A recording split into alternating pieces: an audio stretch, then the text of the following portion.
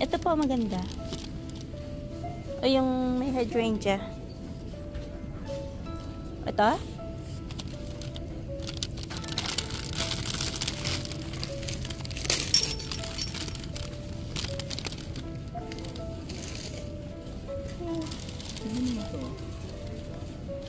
Ano nagapili ko? Ari namin, oh.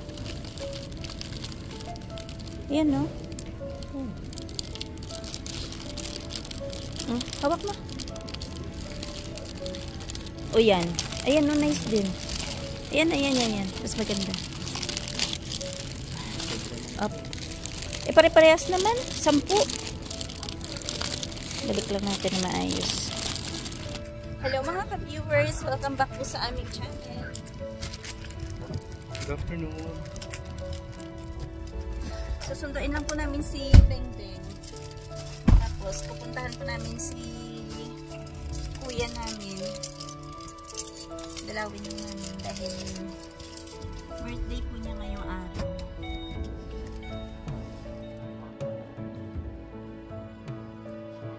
To help me siya pa kung paano niya isabit. Ayan. Yan na po yung flowers ni kuya. Happy birthday, kuya. Say happy birthday. Sing si kuya happy birthday. Happy birthday. Ano yan, Beng? Hindi yan fresh. Binigyan namin din sa kanya yung ibang flowers kasi yung husband niya dito din at sobrang dami na flowers na nabili namin. Bisyo pa natin yung husband niya. Buhatin kita. Happy birthday, kuya.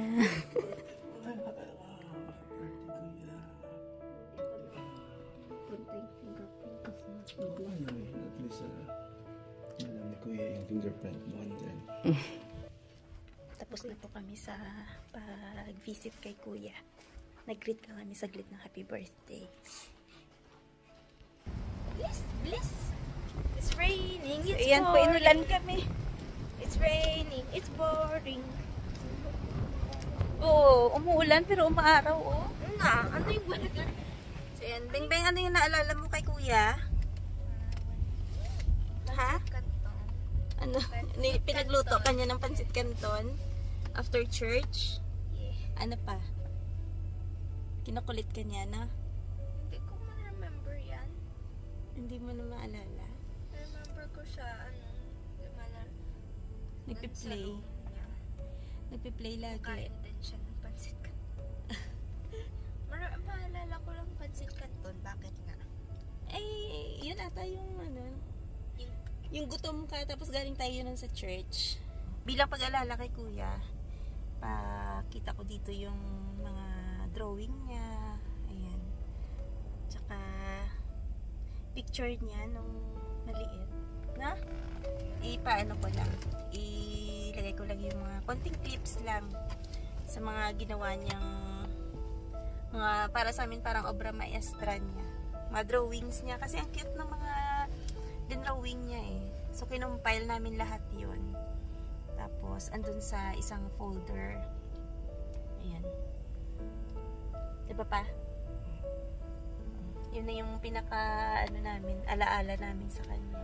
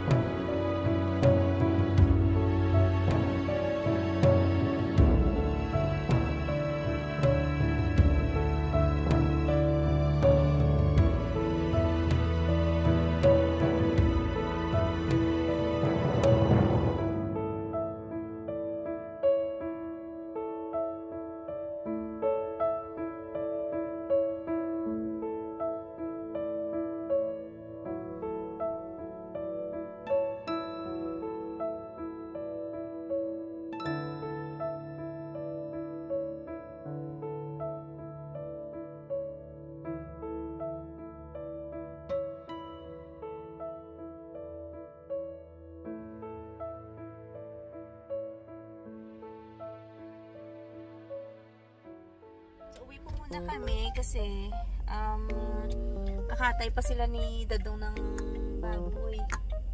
Bale, kakatayin. Ay, ano, nakatay na pala. I-chop na lang.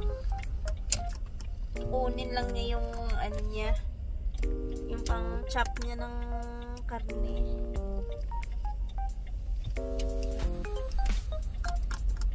Saglit lang naman yung ano.